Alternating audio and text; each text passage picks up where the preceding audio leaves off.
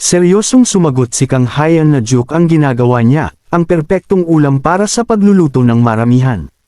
Nanatiling nagdududa ang may-ari, tinatanong kung bakit kailangan pa ng ganoong palabas at kung bakit ginagamit ang pala sa karne.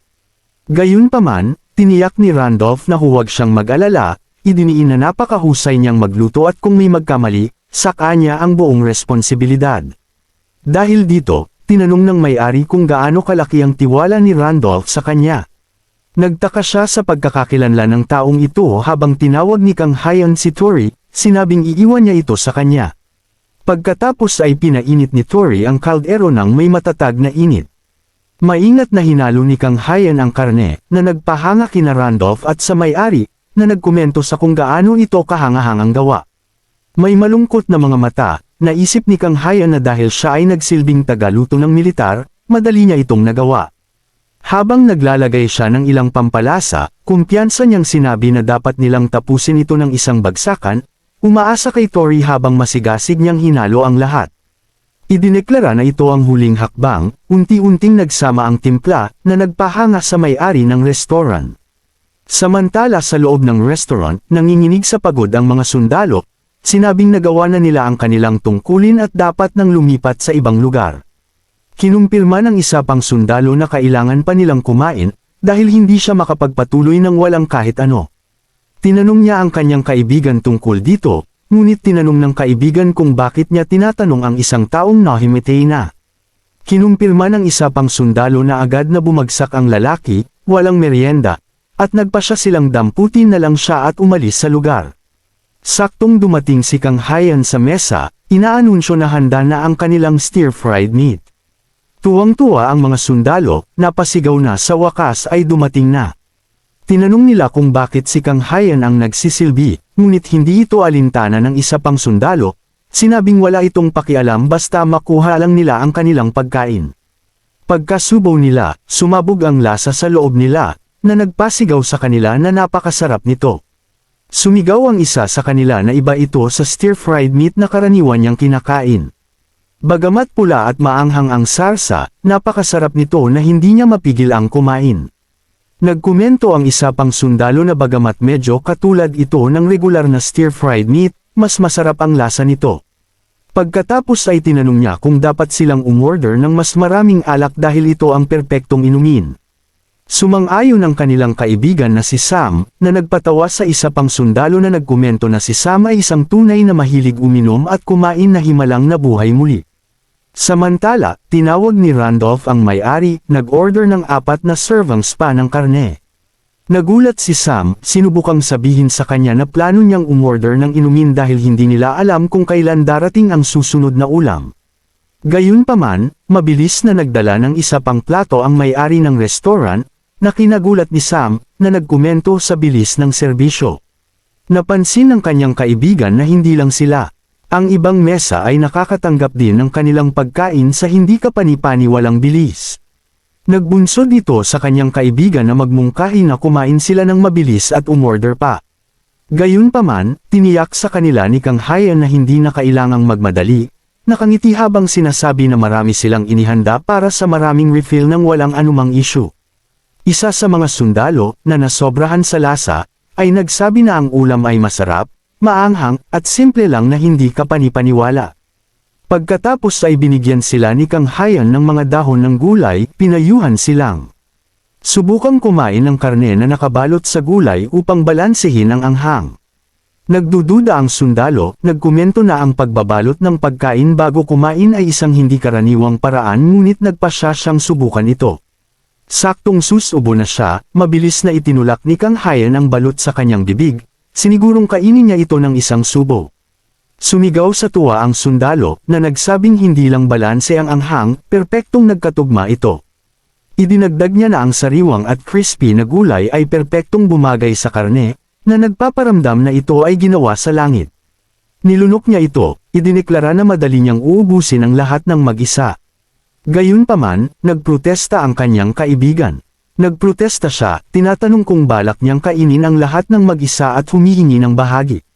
Samantala, tinanong ng isa sa mga customer ang may-ari ng restaurant kung ang kanyang asawa ay tumulong upang maging mahusay ang ulam ngayon. Gayunpaman, tinanggihan ito ng may-ari, ipinaliwanag na may tulong sila ng isang hindi kapani-paniwalang bisita. Kung wala ang chef na iyon, hindi sana lumabas ang pagkain ngayon sa kusina, itinuro niya si Kang Hayan. Ang mga customer at sundalo, na nasobrahan sa kaligayahan, ay sumigaw na si Kang Hayan ang chef na nagluto, nagpapasalamat sa masarap na pagkain. Nagkomento sila na hindi pa sila nakakatikim ng ganito sa buong buhay nila. Idineklara pa ng ilan na siya ang pinakamahusay na chef habang tinawag naman ng iba ang ulam na ultimate na inumin. Nagulat si Kang Hayan. Upang ilihis ang atensyon, tinawag ni Kang Hayan si Randolph, tinatanong kung maayos ang mga sundalo. Gayunpaman mabilis niyang napansin na lasing na si Randolph, sumasayaw kasama ang mga customer. Dahil dito, pinasama si Kang Hayan sa kanila. Samantala, nasiyahan din sa kanilang pagkain sina rice cake at choray. Natapos ang gabi na nagkaroon ng saya ang mga sundalo at nagbahagi si Kang Hayan sa kanilang kaligayahan. Kinabukasan, nagising si Kang Hayan sa kama. Umungol habang naalala kung paano siya patuloy na uminom hanggang sa huli. Bagamat hindi pa niya nabubuksan ang sarili niyang tindahan, inamin niya na napakasaya ng nakaraang gabi. Gayunpaman, ipinaalala niya sa sarili na hindi niya pwedeng kalimutan ang kanyang pangunahing trabaho. Pagpasok niya sa banyo, ngumiti siya, iniisip na wala siyang hangover salamat sa magulang ni rice cake. Nagkomento siya kung gaano ito kahanga-hanga, at inisip na magiging maganda ulit ang araw na ito. Determinadong, sinabi niya sa sarili na maghanda at maging handa para sa negosyo. Gayunpaman, pagkabukas niya ng gripo, bigla itong nabasag, na nagdulot ng pagtalsak ng tubig sa buong mukha niya habang bumulwak ang tubo. Pumasok si Minho sa bahay. Binanggit niya na dumating siya dahil tinawag siya ni Kang Hayan. Gayunpaman, pagkarinig niya sa parang maltong boses ni Kang Hayan na tinawag ulit siya at nakita siyang basang-basa, labis siyang nagulat nang makita siya sa ganoong kalagayan. Basa rin si rice cake. Pagkatapos, pumasok si Minho sa banyo upang suriin ang sitwasyon at ipinaalam kay Kang Hayan na nil-up niya muna ang gripo, bagamat naniniwala siya na hindi lang iyon ang issue. Pagkatapos ay tinanong niya kung sinubukan ni Kang Hayan na tawagan ang isang tabero. Kung saan sumagot si Kang Hayan na bukas pa ang pinakamaaga makakapunta ang tabero. Nagkomento si Minho na hindi magiging posible para kay Kang Hayan na magnegosyo sa araw na ito. Kung saan sumagot si Kang Hayan na may malinaw siyang pakiramdam na yun ang mangyayari. Gayunpaman, nagpahayag siya ng pasasalamat sa tulong ni Minho, sinabing hindi niya ito magagawa nang wala siya. Pagkatapos ay iminungkahi niya na kung hindi pa nakakain ng almusal si Minho, dapat siyang kumain. Bago umalis, gayunpaman, si Minho, habang pinasasalamatan siya sa alok, ay tumanggi, ipinaliwanag na marami siyang gagawin, lalo na't panahon ng anihan, na ginagawa itong pinakaabalang panahon niya. Nagpumilit si Kang Hayan na dapat siyang kumain kahit minsan, ngunit ipinaliwanag ni Minho na kailangan niyang matapos ng mabilis upang makapaglaan ng oras kasama si Han. Nabanggit niya kung gaano kabilis lumaki ang kanyang anak bawat araw, at dahil hindi nababalik ang mga sandaling ito, gusto niyang pahalagahan ang mga ito habang kaya pa niya. Huminto sandali, iminungkahi ni Kang Hayan na kung masyadong abala si Minho, marahil ay makakatulong siya.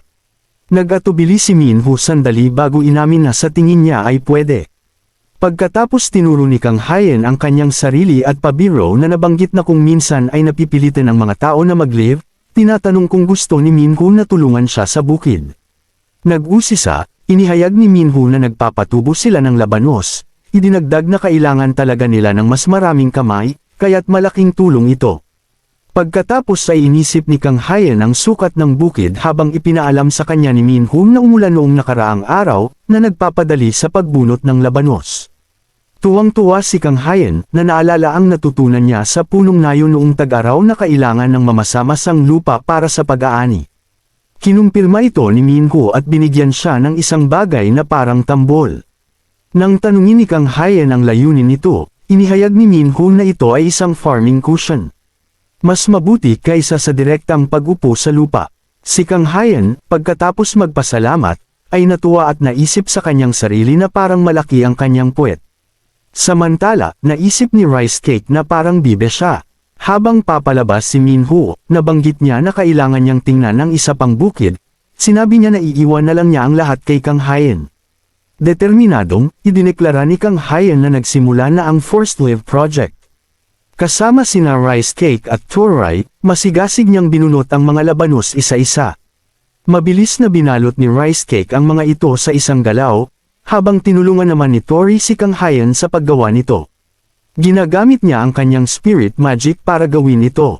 Habang nahihirapan siyang kumuha ng isa, marami ang nakuha ni Toray ng isang bagsakan.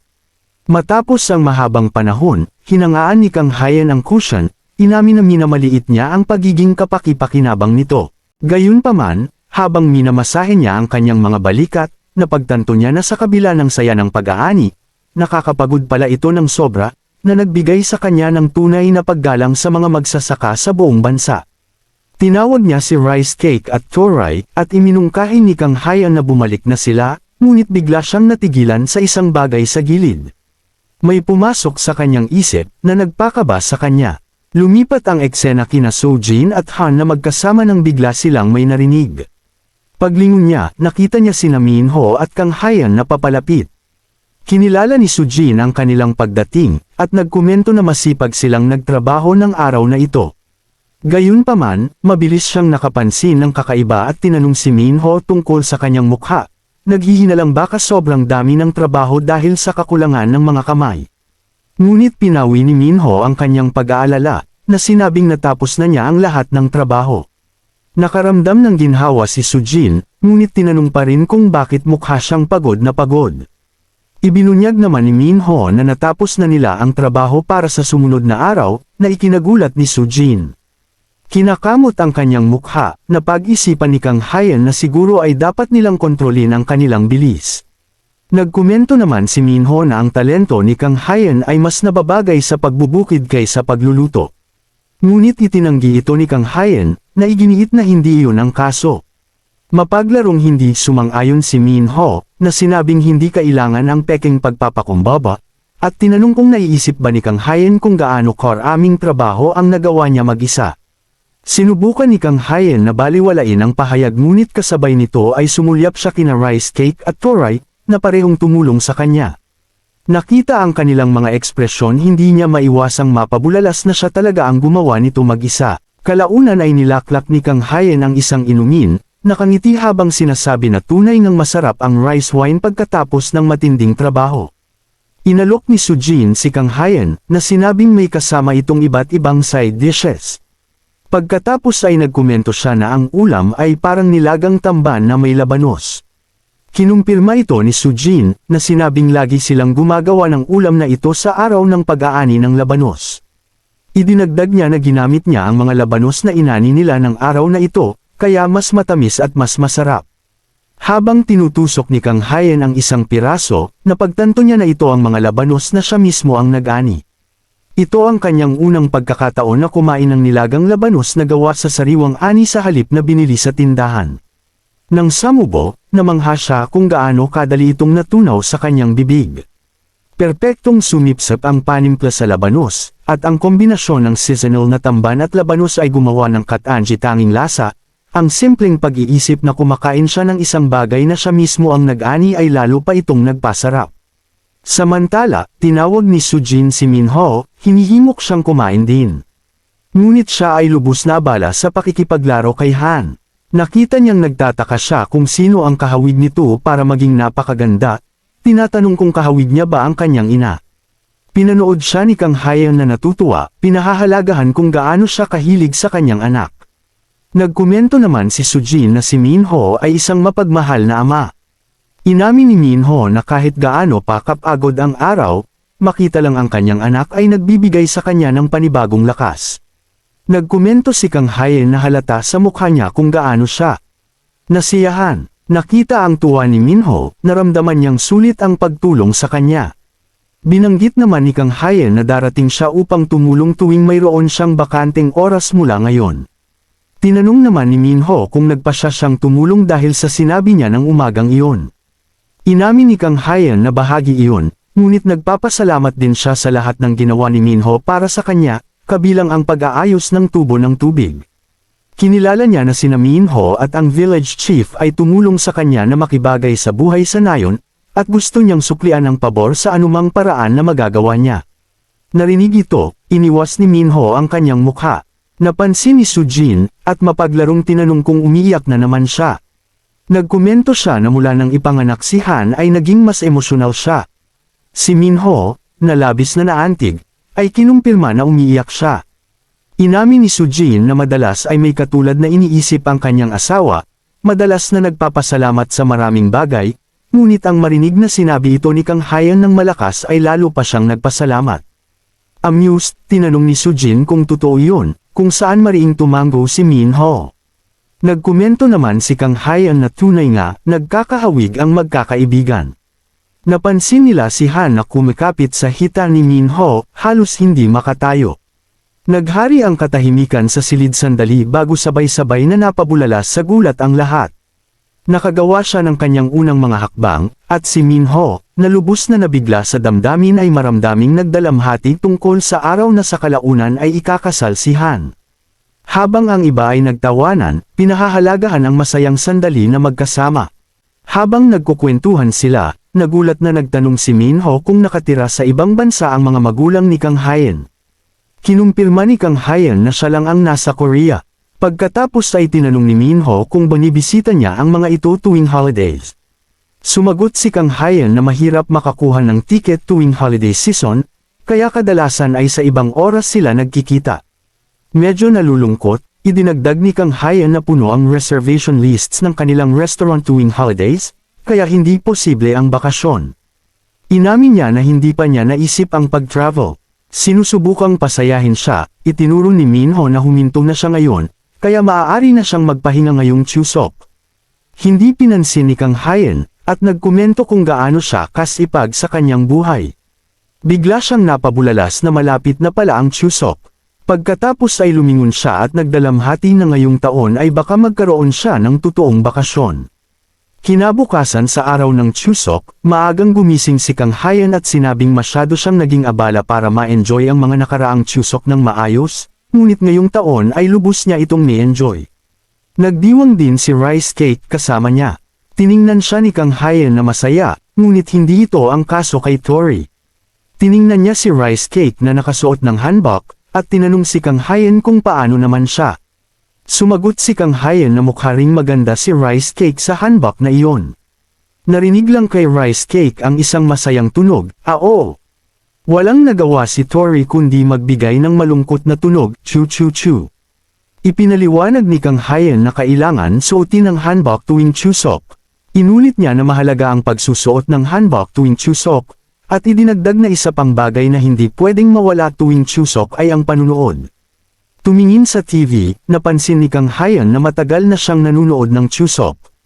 Napansin niya na gusto niyang makita ang pelikulang iyon 5 taon na ang nakakaraan. Ito ay naging isang holiday movie na ngayon. Sinabi niya sa lahat na ay enjoy ang mga pancake. Napabulala si Rice Cake na gusto niya ang karne, hindi pinansin ni Tori at patuloy na kumakain ng kanyang bahagi. Ipinaliwanag ni Kang Hayan na kumuha siya ng maraming pagkain mula sa palengke dahil nagbebenta sila ng iba't ibang pack. Nagtaka siya kung dapat ba siyang magluto ng sarili niya. Bigla siyang tinawag ng isang tao, "Young chef." Nagtaka siya kung kaninong boses iyon. Lumabas na ito ay ang village chief, at nagkomento kung gaano kaganda si Kang Hayan na nakasuot ng hanbok. Nagkomento talagang nararamdaman niya ang diwa ng holiday. Sumagot si Kang Hayan sa pamamagitan ng pagtukoy na sarado ang restaurant ng araw na ito. Kinilala ng village chief na alam niya iyon at binanggit na narinig niya na plano ni Kang Hayan na magpahinga sa bahay, pagkatapos ay tinanong kung bakit hindi siya pumunta. Tinanong ni Kang Hayan kung saan ang ibig niyang sabihin. Sumagot ang punong bayan na sa bulwagan ng Nayon, syempre. Sa bulwagan, masayang nagkukwentuhan ang lahat. Tinanong ni Kang Hayan kung ano ang ginagawa ng lahat dito. Ipinaliwanag ng village chief na bilang isang taga-syudad, marahil ay hindi alam ni Kang Hayan, ngunit ang mga senior center at bulwagan ng Nayon ay laging abala tuwing holidays. Sinabi ng village chief na ang bulwagan ng Nayon ay isang lugar kung saan nagtitipon ang mga tao, nagbabahagi ng ritual na pagkain at kumakamusta sa mga matagal nang bumalik. Naglalaro ng board games sina Ji-won at Jung-won. Napansin ni Ji-won na huli na si Kang Hayan. Nagkomento si Jung-won nang may pagtataka na nakasuot pa nga ng hanbok si Kang Hayan at sinabing mukha siyang maganda. Nagulat, tinanong ni Kang Hayan kung bakit nandoon sina Ji-woon at Jung-woon. Nagkunwari si Ji-woon na mayabang at ipinaliwanag na siya rin ay isang residente ng Yongpyeong. Idinagdag ni Jung-woon na dumating lang siya para makipag-hangout. Nagpatuloy si Ji-woon na sabihin na dahil matagal na siyang lumipat dito, dapat siyang makilahok sa mga kaganapan sa nayon. Nang mga sandaling iyon, tinawag ni Sang-woo si Kang Hayan at pinaupo siya sa tabi niya. Nandoon din si Mi-young, masiglang tinawag siya. Inakay ng village chief si Kang Hayan sa kanila at sinabing may tradisyon ng Chuseok sa Yongpyeong. Isang residente ng nayon ang dumating na may hawak na palayok at sinabi sa lahat na magbigay daan, inihayag na dumating na ang Songpyeon-do. Nagulat si Kang Hayan at nagkomento na ito ang Songpyeon-do at napansin kung gaano karami. Ipinaliwanag ng village chief na ito ay tradisyon ng Yongpyeong at idinagdag na mayroon din silang ibang kulay.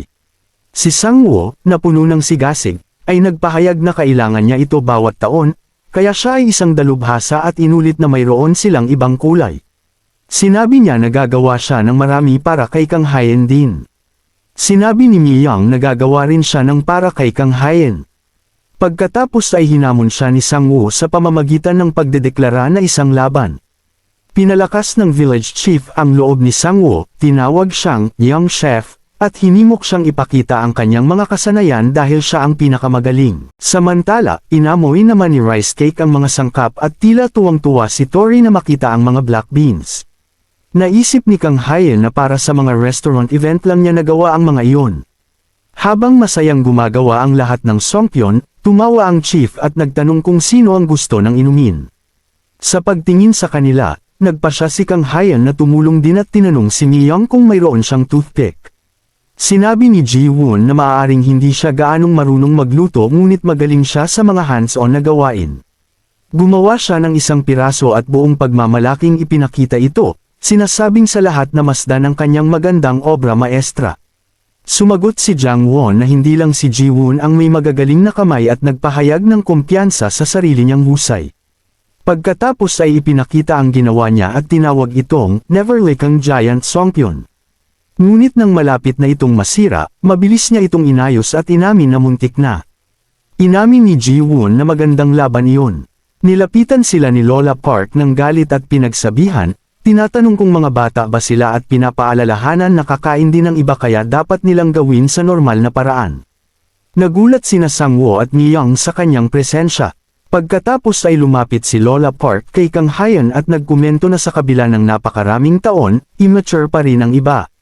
Tinanong niya si Kang Hayan kung gumawa din siya ng anumang walang kabuluhan.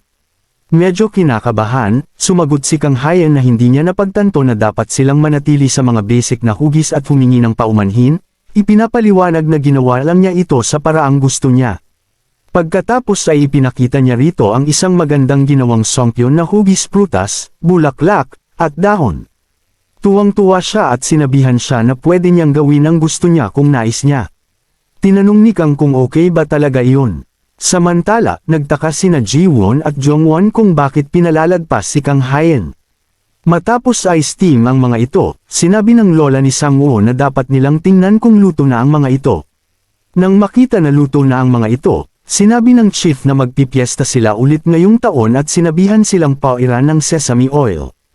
Parehong kinuha ni Mi-young at Sang-woo ang mga ginawa nila, sumisigaw na nakita nila ang ginawa nila.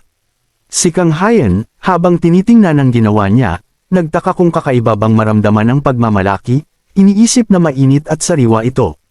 Tinawag ni Sang-woo si Kang Hayan, sinabihan siyang tumingin at tuwang-tuwang nagtanong kung magaling ba ang ginawa niya at sinabihan siyang subukan ito. Sinabi ni Kang Hayan kay Sang-woo na magaling ang ginawa niya ngunit tinanong kung pwede ba talaga niya itong kainin dahil pinaghirapan ito ni Sang-woo. Sumagot si Sang-woo na ginawa niya ito lalo para sa kanya. Ngumiti si Kang Hayan at nagpasalamat. Nag-enjoy din sa Songpyeon sina Rice Cake at Toray. Gumawa si Sang-woo ng Triceratops at gumawa si Mi-young ng Starfish. Kinuha ni Jong-won ang ginawa ni Ji-woon, tinanong si Ji-woon kung nakalimutan niya ang palaman. Sinabi ni Ji-woon na napakasarap nito. Tiningnan ng chief ang higanteng Songpyeon at tinanong kung ano ang nangyari sa dumpling na iyon. Habang nag-e-enjoy ang lahat sa loob, lumabas si Kang Hayan at kinausap ang kanyang ina. Tinanong niya kung tawag ito ng ina niya. Sinabi ng kanyang ina na wala siyang maraming kaibigan, kaya nag-aalala siya na malulungkot siya sa Chuseok.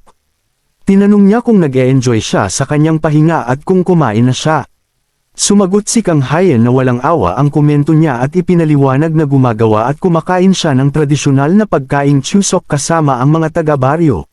Nagpahayag ng sorpresa ang kanyang ina at sinabing ipinagmamalaki siya. Idinagdag niya na, akala niya ay manunood siya ng mga rerun ng ilang holiday special na pelikula mula sa 5 o 6 na taon na ang nakakaraan na mag-isa. Nagulat siya at nagtaka kung naglagay ang ina niya ng CCTV sa kanyang bahay. Sinabi niya na hindi siya nag-iisa at nagkakaroon siya ng magandang Chuseok. Ang magpahinga ng mag-isa ay masaya din. Ngunit tiningnan niya ang pinto habang lumabas sina Miyang, Sangwoo, Rice Cake, Chorai, Ji-woon, at Jung-woon. Tinawag ni Sangwoo ang kanyang tiyuhin at sinabihan siyang magpalipad sila ng saranggola. Nagmayabang si Jung-woon na magaling siya noon sa pagpapalipad ng saranggola. Tumatakbo si Rice Cake, kinakagat ang saranggola, habang sinabi ni Sangwoo kay Rice Cake na huwag masyadong kagatin. Sinabi ni Kang Hayan na maganda rin ang ganitong masiglang atmosfera. Sa ibang mundo, isang elf girl ang nagtanong, paano kung imbitahin si Kang Hayan sa seremonya ng pagdadalaga, pagbibinata?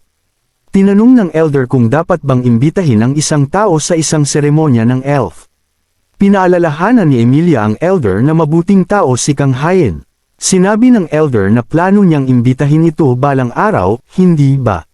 Napansin ng elder na tila mas pinagkakatiwalaan ni Emilia ang taong iyon kaysa sa akala niya.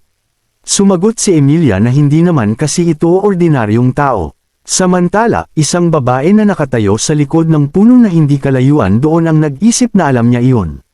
Nagbago na si Yunhee. Mensahe mula sa may akda at lumikha. Kumusta, mahal kong mambabasa? Salamat sa inyo, natapos ko ang Season 1 nang walang anumang aberya. Salamat sa inyong labis na pagmamahal at suporta. Ang Hilang Life Through Kampong in Another World ay magkakaroon ng maikling pahinga para sa mga pagpapabuti. Hinihiling namin sa mga mambabasa ang kanilang pag-unawa. At babalik ng may mas masayang nilalaman sa loob ng ilang buwan. Mangyaring abangan ang susunod na kabanata ni Kang Hayan at Rice Cake.